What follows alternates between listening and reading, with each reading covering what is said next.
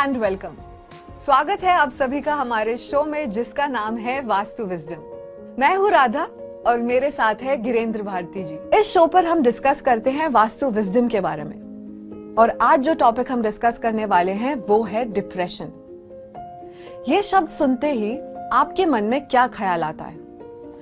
As a society हमने इस शब्द को बहुत लाइटली लिया है। बहुत लोग इसका मजाक उड़ाते हैं और कई लोग इसे मेंटल इंस्टेबिलिटी से रिलेट करते हैं। Depression is real and it must be addressed openly in our society, तभी हम इसे रिकॉग्नाइज और ट्रीट कर पाएंगे। आज गिरेंद्र जी से बात करेंगे डिप्रेशन के बारे में और वास्तु विजडम के थ्रू उसके उपायों के बारे में।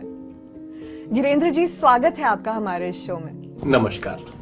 तो गिरेंद्र जी, सबसे पहले हम आपसे ये जानना चाहेंगे कि डिप्रेशन आखिर होता क्या है? मतलब आज से अगर हम 10-15 साल पहले भी देखें तो यह टर्म ज्यादातर लोगों ने सुनी भी नहीं थी।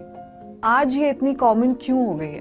रीजंस क्या है इसके? डिप्रेशन को अगर जनरली देखें तो वो हमें मेंटली हम जो चाहते हैं या एक मीनिंगलेसनेस हमारी लाइफ में हमको महसूस होने लगती है। हमको ब्रेन के बारे में बिल्कुल पता ही नहीं है कि वो काम कैसे करता है और हमें जीना उसके साथ ही है।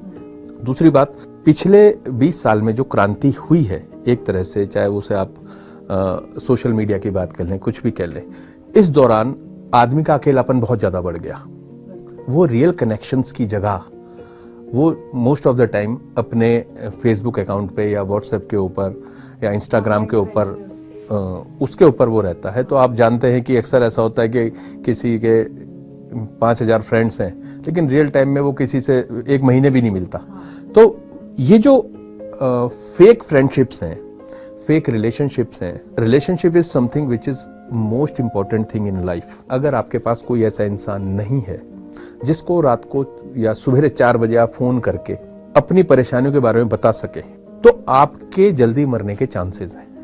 लेकिन अगर आपके पास कोई ऐसा फ्रेंड है जिसको आप किसी भी टाइम फोन करके अपनी प्रॉब्लम शेयर कर सकते हैं तो there are more chances that you will live longer and be more happier and healthier. तो सर, आइसोलेशन होता जा रहा है, आइसोलेशन बढ़ रहा है इंसानों के लिए और उसके साथ साथ उनके पास ऐसा कोई इंसान नहीं है जिससे बात करके वो अपना दिल हल्का कर पाए। तो भारती जी, हमने अपनी जनता से डिप्रेशन के बारे में पूछा था। आइए देखते हैं हमारी जनता क्या कहना चाहती है डिप्रेशन के बारे में। तो भारती जी, हमने देखा कि हमारी जनता क्या कहती है डिप्रेशन के बारे में, उनके पॉइंट ऑफ व्यूज क्या हैं। आप हमें ये बताइए कि हम वास्तु विजडम को कैसे रिलेट कर सकते हैं डिप्रेशन से। 3 ऐसी डायरेक्शंस हैं जिनमें अगर आदमी सोता है तो उसको डिप्रेशन के चांसेस ज्यादा होते हैं। कौन सी? नंबर 1 डायरेक्शन है वेस्ट ऑफ नॉर्थ वेस्ट। ये डायरेक्शन ही डिप्रेशन और डिटॉक्सिफाई की है। अगर इस डायरेक्शन में आदमी थोड़ी देर बैठता है तो वो डिटॉक्सिफाई हो जाता है रोकर। लेकिन अगर कोई आदमी वहां पर सोना ही शुरू कर दे या मैक्सिमम टाइम पर बैठा रहे तो आप सोच सकते हैं कि उसके डिप्रेशन में जाने के चांसेस ज्यादा होंगे। एक डायरेक्शन होती है साउथ ऑफ साउथ वेस्ट, जो कि डिस्पोजल की डायरेक्शन है। वहां पर कोई भी चीज रखी जाए तो वो डिस्पोज ऑफ हो जाती है। तो यू कैन इमेजिन कि वहां पर आपका हैप्पी मूड भी डिस्पोज ऑफ हो जाएगा। The third direction is east of south east, which is the direction of churning and anxiety. तो अब आप नाम से अंदाजा लगा सकते हैं कि अगर आप उस एंग्जाइटी के जोन में बैठेंगे तो हाउ यू विल फील। और मैंने ऐसे बहुत से क्लाइंट्स के साथ देखा है कि उन्होंने सिर्फ उस दिन अपना बेड चेंज किया उस डायरेक्शन से और वो सालों बाद बहुत गहरी नींद सोए। दूसरी बात क्या है कि जो नॉर्थ ईस्ट डायरेक्शन है वो हमारे हेड से ऊपर के जो पार्ट्स हैं, आप इसको समझ लीजिए, कॉस्मिक एनर्जी भी बोलते हैं इसको, मैं उस पर आऊंगा अभी। तो ये जो पार्ट है ये हमारी thinking, imagination, decision making power, हमारी एक्सटेसीज, हमारे डिप्रेशन, सारा यहीं से गवर्न होता है। अगर हमारे घर के या ऑफिस के नॉर्थ ईस्ट डायरेक्शन में कोई इश्यूज है, इम्बैलेंस है, तो उसका सीधा रिलेशन आपके डिप्रेशन से हो जाता है। अगर हमने नॉर्थ ईस्ट में रेड कलर कर दिया, हमने टॉयलेट कर दिया, हमने किचन कर दिया, यानी कुछ भी ऐसा 5 एलिमेंट का इम्बैलेंस हमने वहां पर कर दिया या देवताओं के रूप में हमने कुछ अपोजिट काम वहां पे कर दिया, तो व्हाट विल हैपन कि आदमी का जो माइंड है डिस्टर्ब होना शुरू हो जाएगा, उसको दूर की दृष्टि नहीं रहेगी, he will not be a far sighted person.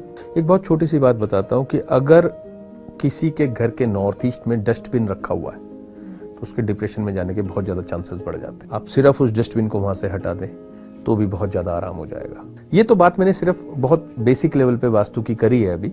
Second, जो हमने एनर्जी वास्तु की बात करी थी, एक्चुअली जब हम एनर्जीज चेक करते हैं हम 3 तरह की एनर्जी की बात करते हैं, कॉस्मिक एनर्जी, ग्लोबल एनर्जी और टेल्यूरिक एनर्जीज। तो इसको जब हम अपने एंटेनास पे चेक करते हैं उस जगह पर, और अगर वो एनर्जी वीक है तो हम उस एनर्जी को भी एनहांस करते हैं। जैसे मैं जियोपैथिक स्ट्रेस की बात करी थी, वो भी अगर किसी के घर में है तो आदमी फिजिकली और मेंटली डिस्टर्ब रहता है हमेशा। सब कुछ इंटरकनेक्टेड है। सब कुछ इंटरकनेक्टेड है। ऐसा हो सकता है कि तो बेस्ट है कि अगर हम किसी भी ऐसे प्रोफेशनल को अपनी एनर्जीज जरूर चेक कराएं, अगर किसी को ऐसे इश्यूज हैं तो। आप हमेशा ये बोलते हैं कि ये जो डायरेक्शंस आप मेंशन करते हैं ये भी बहुत सही तरह से मेजर करना जरूरी है। सिर्फ घर में बैठे कोई नॉर्थ ऑफ नॉर्थ ईस्ट निकाल के सही नहीं कर सकता चीजें, उसे किसी प्रोफेशनल के पास जाना चाहिए जो कि उसे एग्जैक्टली बताए ये आपका नॉर्थ ऑफ नॉर्थ ईस्ट है। करेक्ट? ये बिल्कुल आप वैसे ही समझे जैसे हमको जब सर दर्द होता है तो हम जाकर मेडिकल स्टोर से सेरिडोन ले आते हैं और खा लेते हैं, दर्द ठीक हो जाता है। लेकिन अगर ज़्यादा बड़ी प्रॉब्लम होती है तो you have to go to the doctor. आपको उसे फीस भी देनी पड़ती है, सारे टेस्ट भी कराने पड़ते हैं, उसके बाद भी गारंटी नहीं, उसके बाद ही एग्जैक्ट बीमारी समझ आती है। तो भारती जी, ये तो आपने एलिमेंट्स के बारे में बताया हमें। अब घर में ऐसी कौन सी चीजें हम रख सकते हैं जिससे कि पॉजिटिविटी आए और माइंड में जो इंस्टेबिलिटी आ जाती है वो निकल जाए, नेगेटिविटी निकल जाए? क्या ऐसी कोई चीजें हैं जो हम घर में इंट्रोड्यूस कर सकते हैं? आपके होरोस्कोप को देखते हुए, अलोंग विद आपके घर के वास्तु को देखते हुए, हम लोग एक्चुअली एस्ट्रो वास्तु के अंदर वी नीड टू चेक कि कौन सा प्लेनेट किस हाउस को हिट कर रहा है। अगर फर्स्ट हाउस पे नेगेटिव हिट आ रहा है तो बहुत ज्यादा चांसेस बढ़ जाते हैं कि फिजिकली प्रॉब्लम भी हो सकती है और डिप्रेशन भी हो सकता है। अलोंग विद एनर्जीज का मैंने आपको बताया, प्लस हमको वास्तु का भी देखना होता है। तो जो चीजें आप बता रहे हो उसमें कुछ तो जियोपैथिक स्ट्रेस को दूर करने के इंस्ट्रूमेंट्स होते हैं, क्योंकि अगर वो स्ट्रेस एक बार रिमूव हो गई और अगर आपकी जो प्रॉब्लम है वो जियोपैथिक स्ट्रेस से आ रही है तो डेफिनेटली आपकी प्रॉब्लम उससे दूर हो जाएगी। ऐसे ही एनवायरमेंटल एनर्जी अगर है, यानी छत और जमीन के बीच की जो एनर्जी है, अगर उसमें प्रॉब्लम है और वो हमने रिमूव कर दी तो आप ठीक हो जाएंगे। वास्तुलॉजिकली अगर नॉर्थ ईस्ट में कुछ इश्यूज हैं, देखिए अगर नॉर्थ ईस्ट में कुछ नहीं है तो हमको भगवान बुद्धा की फोटो लगानी चाहिए या कोई लाइट मूर्ति रखनी चाहिए। मैं लाइट क्यों बोल रहा हूं, क्योंकि that zone is not for heaviness. कई लोग क्या करते हैं, नॉर्थ ईस्ट में मंदिर बनाने के लिए मार्बल के मंदिर ले आते हैं बहुत हैवी।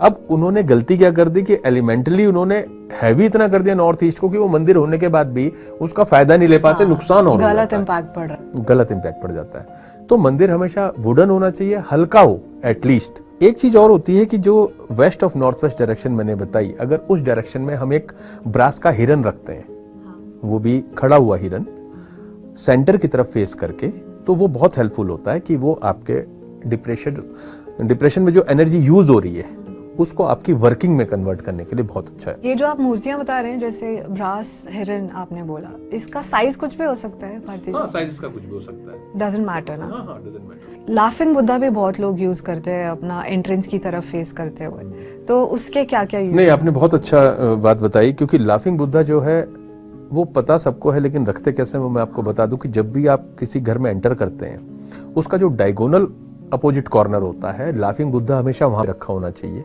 फेसिंग उसकी सेंटर की तरफ होनी चाहिए। रेस्टोरेंट्स के बाहर बहुत बड़ी मूर्तियां होती है लाफिंग बुद्धा की, वहां पर ये ट्रेडिशन है कि लोग जाते हैं तो पहले उसके पेट पे हाथ फेरते हैं, हंसते हैं एंड देन दे एंटर।